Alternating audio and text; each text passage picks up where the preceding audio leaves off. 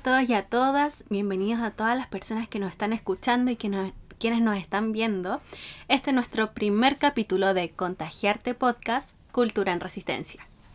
Bueno, en este podcast queremos contagiarles del trabajo de artistas y de la cultura de la comuna de La Florida. Queremos sí que se entienda cultura como todo aquello que hacemos y que nos identifica como territorio, lo cual nos diferencia de otras comunas. Claro, hoy en día muy pocos sabemos nuestra historia de nuestro territorio, de nuestra comuna, que ya tiene aquí en la Florida más de 100 años, 121 para ser exactas, y como consecuencia de eso se ve claramente afectado nuestra identidad territorial, consecuencia de eso y de muchos factores más que iremos viendo capítulo a capítulo. Y cómo nos relacionamos entre nosotros, entre vecinos, vecinas, el cómo usamos y disfrutamos nuestro territorio, que se ha convertido últimamente en una simple salida al mall. Es el único panorama que tenemos. Entonces, podríamos hacer tantas cosas, tener tantas instancias de encuentro que no tenemos.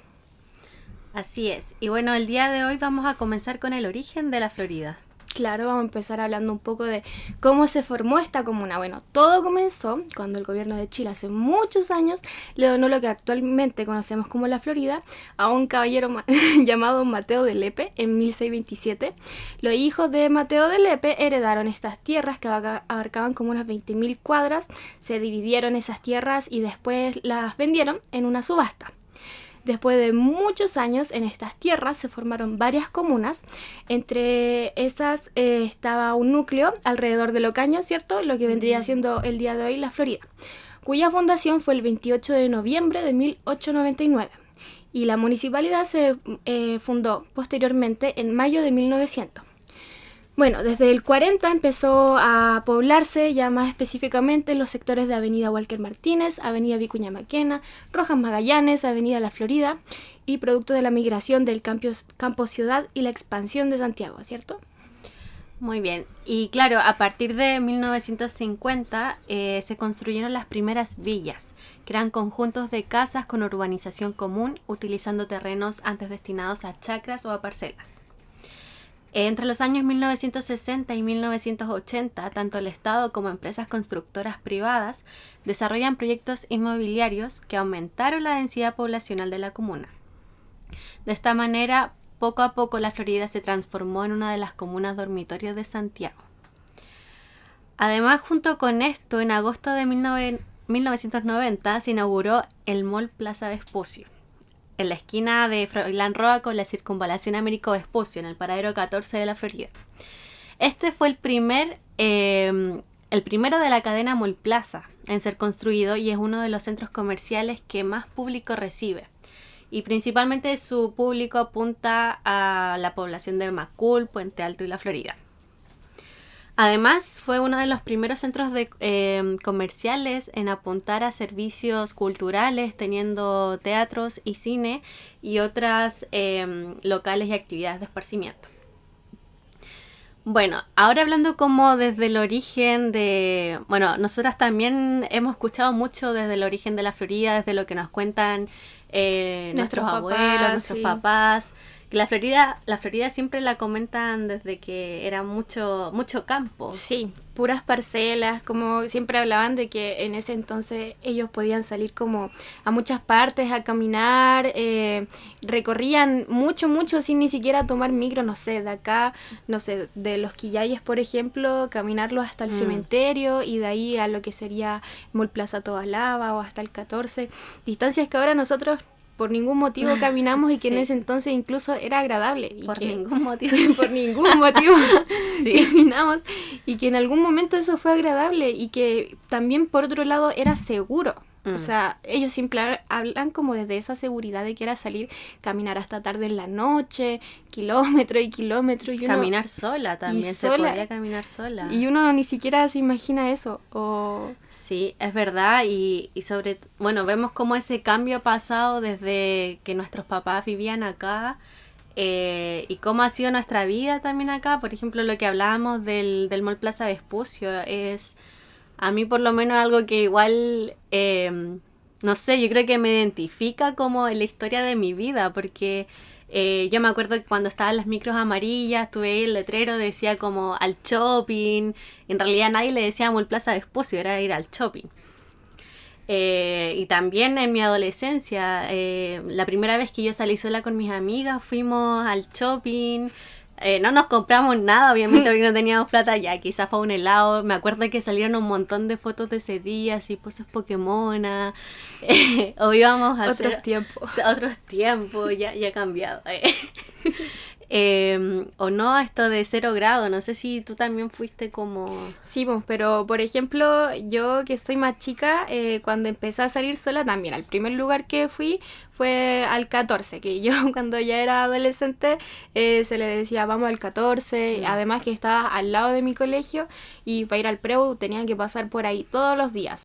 Claro, es que también está como en un punto estratégico, está al lado de la autopista, está al lado el Metro Bellavista que llegó ahí. Y también como que se generaron muchos locales en torno a este mall también, como, no sé, hablando de la adolescencia, también estaba estas ferias de los piercing. La feria que ya ya no está. La quitaron y también era súper emblemática esa feria porque tú tenías, no sé, 13 años y te ibas a hacer un piercing escondida en la oreja. Ibas a la feria de los Pokémon y eso fue desapareciendo igual hace muy poco, según yo, un par de años, pero cosas que ya no están. O sea, no es como que haya sido mi lugar favorito, pero así es como ha estado evolucionando la comuna y desde ese punto, como de un punto centro mall, que es lo único que tenemos, ¿por qué no podemos tener, no sé, un parque de la Florida? Claro. Que sí lo tenemos el Panul, el parque comunitario Panul, que lo están desapareciendo de alguna forma y que también era un punto de reunión, un punto de escape que tenemos en la periferia para poder tener algo de naturaleza. Claro, es súper interesante eso, igual como que yo comparaba también con la infancia de mis hermanos, que nos llevamos por muchos más años, y ellos lo que solían hacer era ir a la plaza, jugar a la pelota. En ese tiempo también no había una fuerte presión inmobiliaria en la comuna, había muchos más espacios verdes. Entonces, que la llegada del mall también y como surgió más adelante como esta cultura de consumo como más atractiva, yo creo que marcó mucho también la adolescencia de algunos y el tema de la seguridad, porque al final tú si ibas a salir, ibas al mall porque te sentías más segura también. Claro, porque ahí es todo cerrado, además que si iba ahí al mall ya más grande también iba ahí con plata, iba ahí a comprar algo, entonces obviamente tenía que estar siempre ahí, ojo, de ida y de vuelta, y casi siempre la ida y de vuelta micro o metro, Claro. nada más. Así que sí, yo encuentro que hay que ir como apuntando a recuperar esa identidad floridana desde ya más del territorio, como sobre todo ahora después del estallido social yo creo que se recuperó mucho más como el organizarse, el ver a los vecinos, comunicarse con ellos. Creo que esta idea del mall y del consumo pasó un poco de lado, pero vimos después en la pandemia cómo se volvieron a abrir los malls después. Recaímos en eso de nuevo, porque sí, después del estallido social se retomó un poco la comunidad, se empezaron a conocer más como estos asambleas que hacían, no sé, proyectaban películas de repente, o no sé, habían talleres, y todo eso con la pandemia se perdió. Y ahora que salimos de cuarentena, ¿dónde están todas esas cosas? O sea, están, sí, pero ¿dónde está el interés de las personas por eso? Porque fue un gusto, no quiero decir gusto adquirido, pero son cosas que las personas no iban habitualmente antes del estallido social, que los vecinos no salían a la plaza a conversar con otros vecinos, eso se dio y se volvió a perder. Y no sé, de repente vi como historias por ahí por Instagram del mall del 14 lleno, pero llenísimo, el primer día que lo abrieron. Y ya sí uno puede decir, pucha, ¿qué onda la gente que va al mall, que no sé, estaba en pandemia, etcétera? Pero en serio, ¿cuál es otro como espacio que tenemos para poder despejarnos un poco? Es lamentable, pero ese es el despejar mental que tiene la gente en la Florida y que al final no es ni siquiera despejarse o relajarse, porque yo encuentro muy estresante ir al mall. O sea, ya en mi adolescencia iba mucho porque es lo que me entregaban. O sea, ¿qué le estamos entregando también a las nuevas generaciones? Le estamos entregando pantallas todo el día y después de salir de la pandemia los llevamos al mall. Y insisto, como realmente no podemos juzgar tanto a la gente que vaya, pero sí podemos pelear como por nuevas instancias. Tomar acción de cambiar esa cultura también, como El mall es muy de la cultura de la apariencia, de ir a buscarme la mejor zapatilla, la mejor pinta, para que el otro vea también así como, ay, mira, aquí vengo yo. En vez de nutrirse uno más como desde el trabajo emocional, desde las artes o lo que quiera uno. Pero creo que eso se impregnó muy fuerte dentro de la comuna. Creo que tiene mucho que ver también con ser una comuna dormitorio, porque Sí. el hecho de que, no sé, tus papás trabajen al otro lado de Santiago, que vuelvan, ¿quién va a querer llegar a las 7 8 de la tarde a salir a un evento en la plaza? ¿Querés llegar a puro dormir? De partida, no sé, yo vuelvo a los recuerdos cuando íbamos en la micro amarilla. Me acuerdo que mi mamá se ponía a conversar con cualquier persona, todos iban conversando en sus puestos, como que era un clásico subirte a la micro y hacerte amiga del que estaba al lado. Ahora te subí a la 210, no pasa nada menos que vaya ahí a la 210 como a las 3 a.m. Claro, Ahí carreteando. ahí se sueltan un poco, pero Mm. como que ya no se da eso de conversar, de mirar al otro, casi que si te empujáis ya ni pedís perdón. Y no, yo creo que algo que, no sé, se está como aumentando todavía como con esto de la pandemia, el alejarnos de las personas, no estar cerca. Claramente en el metro es imposible, como que va lleno igual, ¿cachai? Pero como eso de temerlo un poco porque la otra persona puede tener el virus, ¿cachai? Como, no sé, me parece como que cada vez está peor y que hay que rescatar lo que había antes de alguna forma. Creo que una instancia ha sido recuperar las actividades desde la virtualidad, pero a la vez está muy complejo porque Nadie ya quiere nadie más quiere más. pantallas, Sí. estamos todos chatos. Así que esperamos tener como la esperanza de que todo vuelva antes y poder hacer la actividad y recuperar la identidad. Bueno, por eso estamos tratando de hacer estas instancias, como ya les contamos un poquito, algo así de poquito de el origen de la Florida, de lo que fue básicamente esto. Antiguamente era un terreno que se vendió y que ya pasó a ser una comuna como tal, ¿cierto? Como todas las que nos rodean, que todos eran terrenos repartidos. Esta zona pasó de ser una tierra que era mucha parcela, mucho campo, algo que hoy en día es edificios, cada vez más edificios y cada vez menos identidad. En algún momento igual oí que alguien me había mencionado como algo de la fiesta de la primavera y yo, ¿qué es eso? Entonces, la invitación también para nuestros oyentes es que nos interesemos un poco más por nuestra identidad, que sí la tenemos, está ahí, pero hay que rescatarla. La Florida no es solo el 14.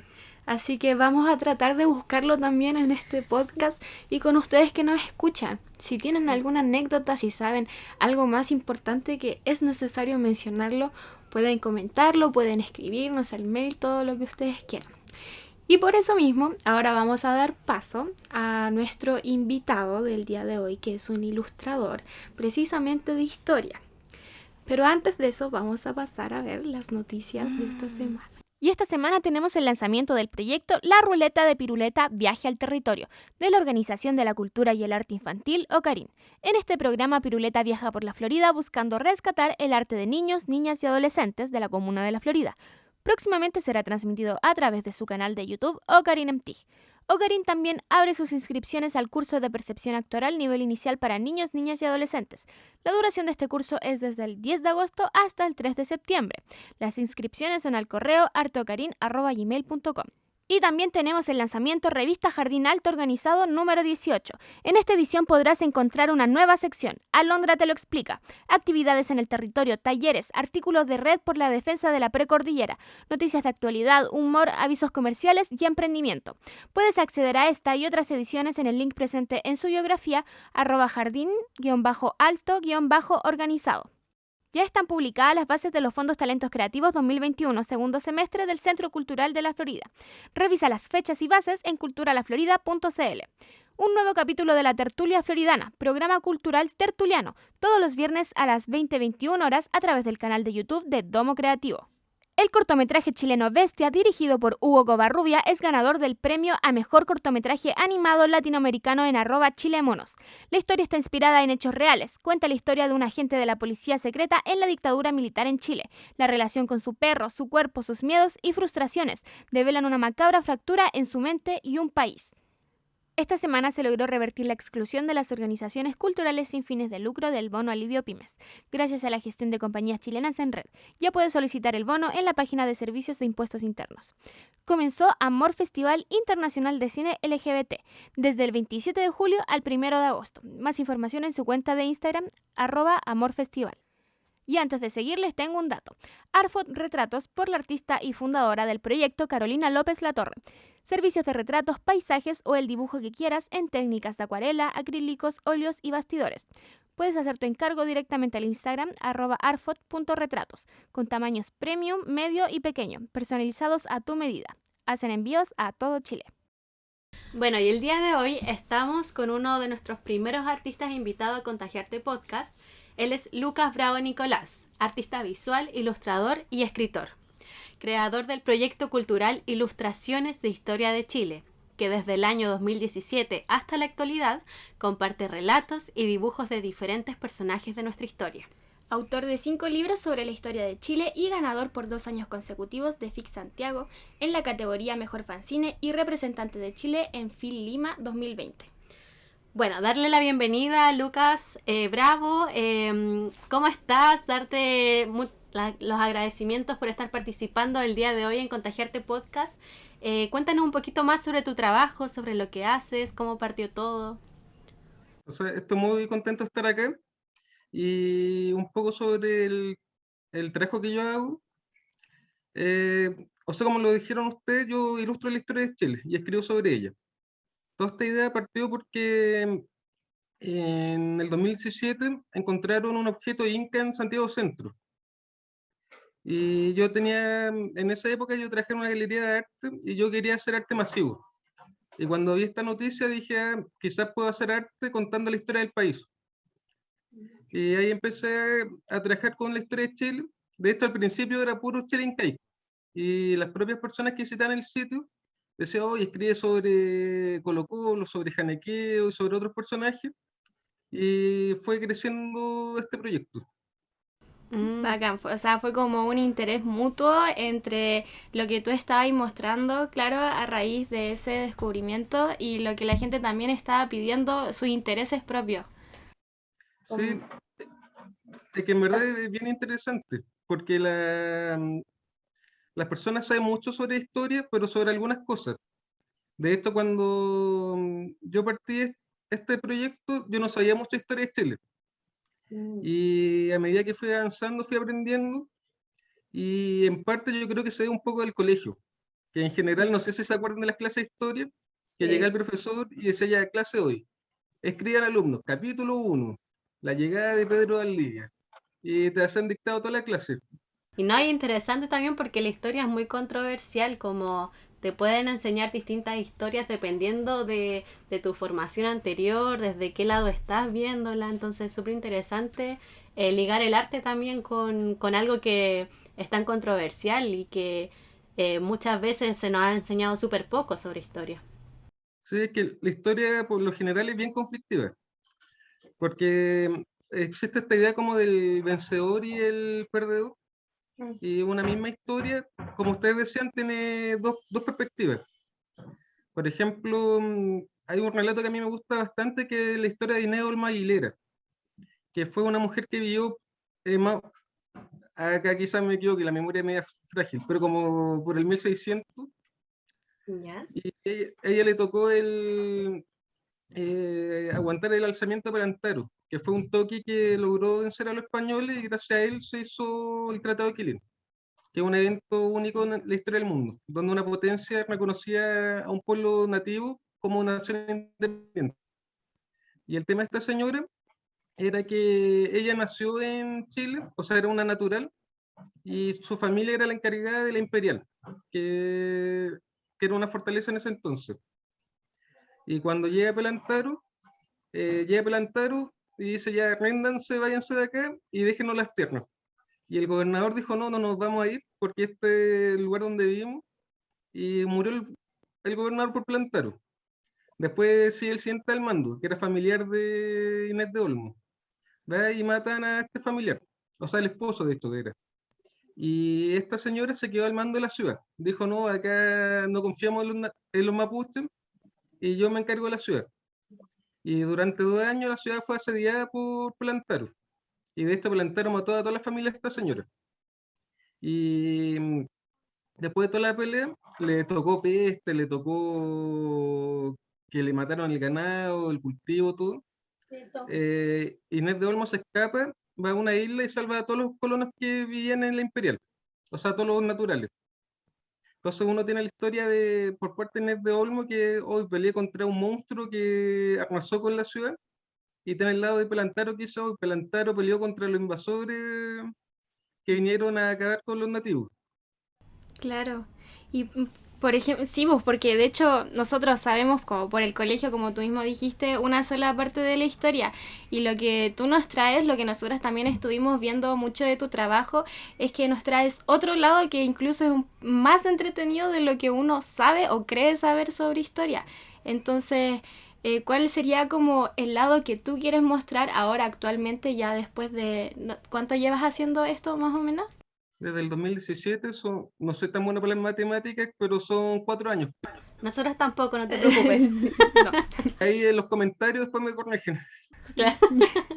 Y, por ejemplo, partió, ¿cierto? Como algo así, como experimentando qué es lo que quiere la gente, qué es lo que puedo proponer yo actualmente, qué es lo que te mueve a hacer lo que haces, ilustrar historia, como qué es lo que hoy en día te interesa ilustrar o mostrar. O sea, en verdad, como mi meta verdadera es ilustrar toda la historia de Chile, lo cual probablemente no sea posible porque no voy a vivir tanto tiempo. Pero lo que a mí me interesa un poco es contar estas cosas que significan el entorno, o que significan las cosas, porque al final todo tiene historia.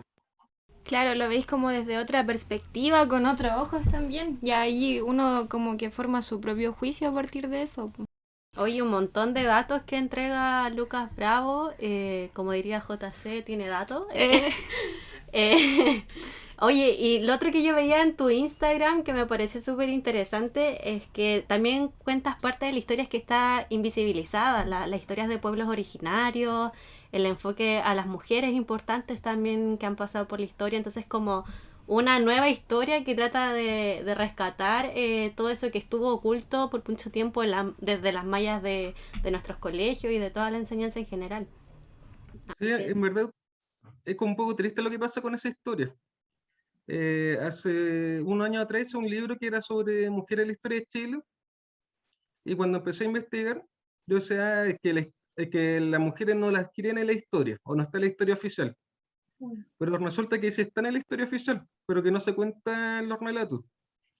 Por ejemplo, está Janequeu, que fue una mujer mapuche que peleó contra los españoles, vivió 30 años después de que, o sea, ella apareció 30 años después de la muerte de Caupolicán y Lautaro, y fue la gran líder mapuche, y resulta que, no sé, te la ponen como una novedad, pues resulta que todos los cronistas de la época te hablan de ella, y después se dejó de hablar de ella, porque un cronista que vivió muchos años después de lo que sucedió, dijo, no, la historia de esta señora es tan increíble que es falsa.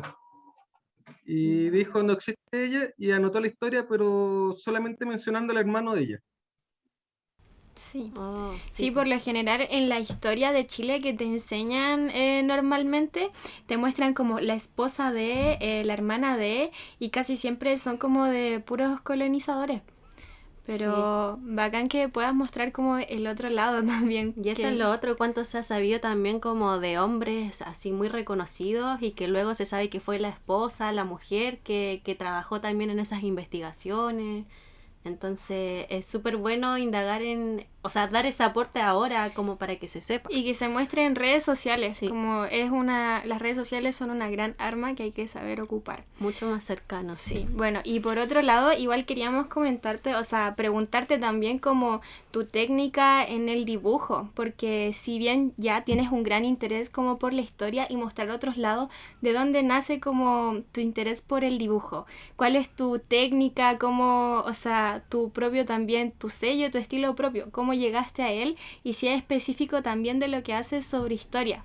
O si también ilustras otras cosas de diferente manera.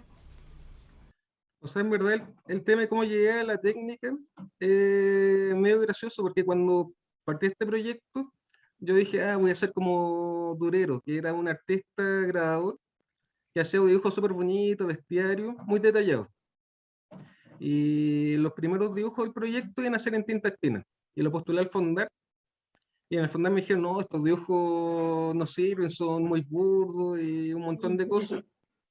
Y después dije, ya, no importa, lo voy a seguir haciendo.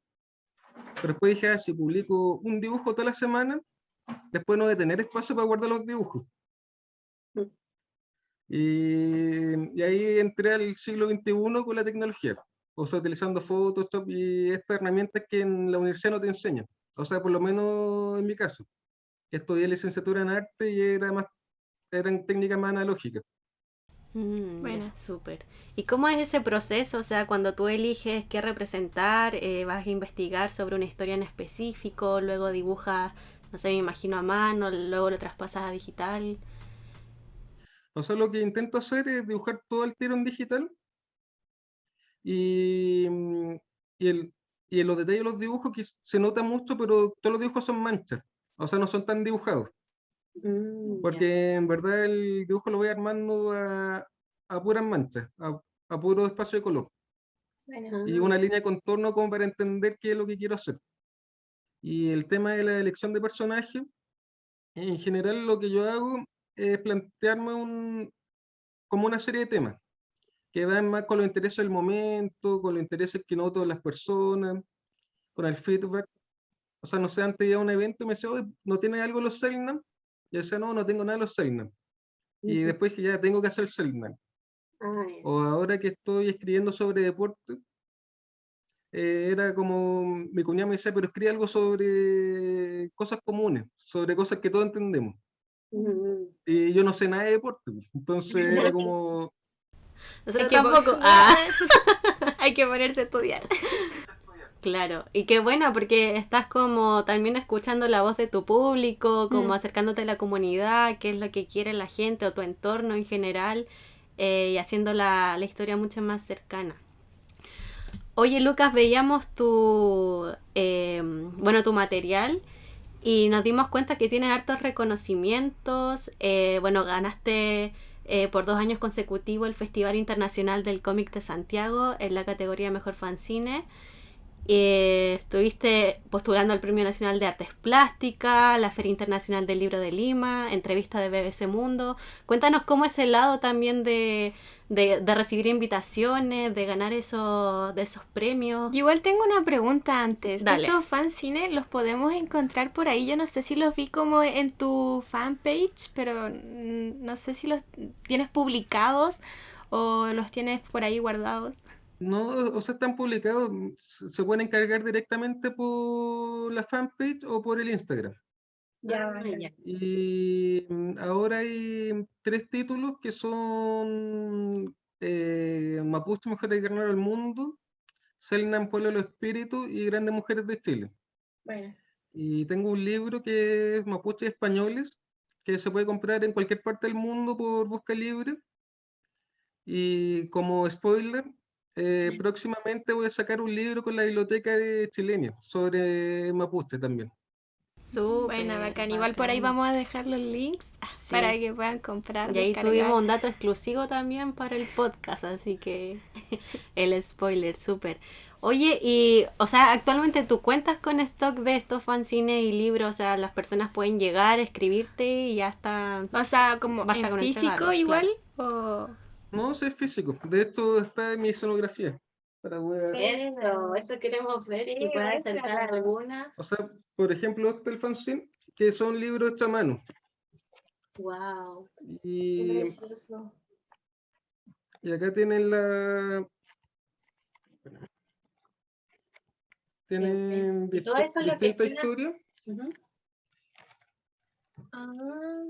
Ya. Y de hecho tiene lo que más me gusta de este fanzine. O sea, este tiene el eje del tiempo. Que hay veces que te presentan cosas y uno no sabe cuándo están ubicadas o se generan confusiones. Claro. Entonces, ya que la historia no necesariamente es tan cronológica, No, al final del libro pueden tener los datos. Ya, entonces ahí lo vamos a ver, lo vamos a comprar. Vamos a tirar el dato para que podamos verlo. Porque se ve muy bonito de atrás, como... Esos son otros fanzines, ¿o Sí. no? Sí, son otros. Ya, bacán. Acá está el de mujeres que ganó el año pasado como mejor fanzine. ¿Ya? El estilo de dibujo es un poco distinto. Me gana esto de mirar la cámara, pero el estilo de dibujo es distinto. Ah, y ese también lo hiciste tú, ¿o no? Sí, eso también es mío. Buena. ¿Y eso no lo hiciste, y lo hiciste también con la misma técnica como manchas? Todo digital y todo a partir de manchas. Buena, bacán. Está muy bacán. Y el último para promocionar es el libro. Este fue el primer libro que hice. Ese fue el primero que hiciste. Y el encanto que tiene es que son dibujos y una historia corta. Entonces, son pura anécdota de la conquista. Buena. Entonces está el origen del roto chileno, el me costó un ojo a la cara, madre Eva, que era la madre de todas las gallinas de Chile. Oye, qué bacán. Me encanta como que sean relatos cortos y una ilustración. Eso igual como que uno lo suele ver más como en publicaciones, en cosas así. Y creo que tenerlo en físico es mucho más hermoso. Sí. Oye, Lucas, yo tengo una pregunta. ¿Cómo ha sido tu llegada a la comunidad también? ¿Cómo se han recibido estos libros? ¿Qué tipo de público crees que tú tienes que quiera acceder a tus libros? O sea, en general, o sea, tener un buen recibimiento de los libros, o sea, y del proyecto en general. No, no, o sea, igual nos falta la persona que te escribe, te amenaza a muerte, después te ofrece demanda y demás, Ah, ¿qué? pero, pero en general pero en general el recibimiento es súper bueno y hay mucho interés, porque no sé, por ejemplo, me pasa con la historia de los mapuches y gente de Temuco me escribe y me dice, oh, yo he vivido en la calle que se llama Janequeo y yo no sabía por qué se llama Janequeo. Y después de la historia de Janequeo, la calle, me siento un orgullo pasar todos los días por ahí. Ah, Bacán. qué lindo. Oye, y por ejemplo, tú eres obviamente eres de la Florida. ¿Cómo ha sido tu experiencia como artista aquí en la comuna? No sé, de repente si ha salido algún evento comunitario o de repente con las mismas personas de acá de la Florida, algún tipo de red que hayas formado, algún lugar donde hayas mostrado tus fanzines, o cómo a ti, cómo sientes tú también, que es como el arte específicamente aquí en el territorio. O sea, lo que tiene la comuna, yo viví muchos años en Peñalolén, o sea, desde el 2000 y me cambié hace como desde que empecé el proyecto a la Florida. Y, y el tema es que, por ejemplo, Peñalolén desarrolló Chincowe, tiene una base de datos de artistas y demás, y es mucho más movido. Y en la Florida lo que tiene es que ahora está creciendo en la parte cultural. O sea, uno ve que están sacando estos fondos de proyectos de la Florida para desarrollar cultura, y espero que ese impulso lo sigan tomando y logren un desarrollo interesante, porque al final, cuando uno piensa en cultura, uno dice, ah, Providencia, Las Condes, Peñalolén en tercer lugar. Y es bueno que que las propias culturas, que las propias comunas tengan el interés de sacar a flote la cultura. Al final la cultura es parte de la identidad de los lugares. Y, y la identidad que tenemos, o sea, por lo menos en la parte donde yo vivo en la Florida, bien diversa, porque el lugar donde vivo antes eran puras parcelas, o sea, parcelas, y no sé, si uno cruza una calle hay puras casas, uno cruza la otra calle y puro edificio, que también es parte de la identidad de la comuna. Sí, po. Sí, de hecho, eso igual hablábamos con la Vale antes en el tema del podcast, que claro, esto antes la Florida era todo parcelas, cero casas, cero edificios, mucha gente llegó desde el sur acá, ¿cierto? A formarse, a quedarse con su familia, a buscar raíces. Pero ahora hoy en día es como casas, Igual muchos que, edificios, más Claro. que todos edificios, tengamos y una cada vez más semana. edificios que casas. Entonces como siento que también la identidad se pierde mucho, sobre todo la cultura. Claro, y yo creo que hay que sacarnos ese estigma de comuna dormitorio también, demostrar que en la Florida también están pasando cosas, que también hay artistas, que hay trabajadores de la cultura, y yo creo que se ha levantado mucho, bueno, yo creo que desde el estallido social las organizaciones como que se movieron más, se están haciendo más encuentros, quizá, bueno, la pandemia debilitó eso, pero se siguen organizando y me parece súper bien porque de pronto en estas instancias tú también podrías ir, ofrecer tus libros, mostrarlos e ir acercándolos a la gente y para ir rescatando nuestra identidad como comuna. Bueno, tomar esto como una oportunidad también para que podamos conocer a artistas como tú. Por ejemplo, ¿qué crees tú que, o sea, esto ya es como un avance en conjunto, siento yo? Nosotras te conocimos a ti, más adelante vamos a conocer a más artistas, tú igual, entonces de aquí en adelante, ¿cómo podríamos saber más de ti territorialmente? O sea, básicamente vivo en el mundo de la nada, de lo digital. Entonces, mientras siga las redes sociales, ahí voy a estar. Y de vez en cuando hago exposiciones o cosas ya físicas en centros culturales. Bueno. Entonces, si está la oportunidad de hacer algo en la Florida, va a estar puesto en las redes sociales.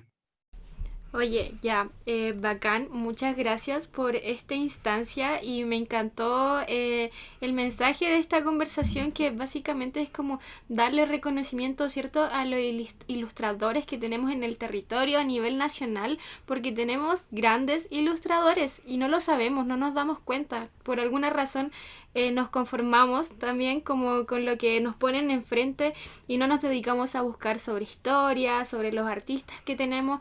Entonces, para esto mismo es este programa y gracias por tu participación porque ahora las personas que nos escuchan, que nos ven, también estamos más cerca de lo que podríamos llamar arte territorial. Así que muchas gracias, Lucas. No sé si quieres despedirte con alguna frase, algunas palabras. No, o sea, muchas gracias a ustedes por invitarme y le dejo la invitación a todos los que hayan visto el video o el podcast que, que investiguen, que busquen, que encuentren el sentido mágico del lugar donde viven. Y ese sentido mágico está en la historia. Súper bacán, muchas gracias y recordamos las redes sociales de Lucas Bravo. En Instagram está como @ilustraciones de historia, Facebook Ilustraciones de Historia de Chile y correo ilustracionesdehistoria@gmail.com. Está bien eso, ¿cierto? Sí, todo ok. Ya, correcto. Entonces ahí, sí, ahí lo pueden contactar por si quieren tener los fanzines, los libros. Así que esperemos que esto sirva también para promover tu arte y para poder generar nuevas redes. Así que muchas gracias, Lucas, que tengas buena semana. Igual, que todos tengan buena semana. Ay, Muchas bacán. gracias, que estés muy bien. Se está viendo que en mi barrio se está uniendo Chile entero.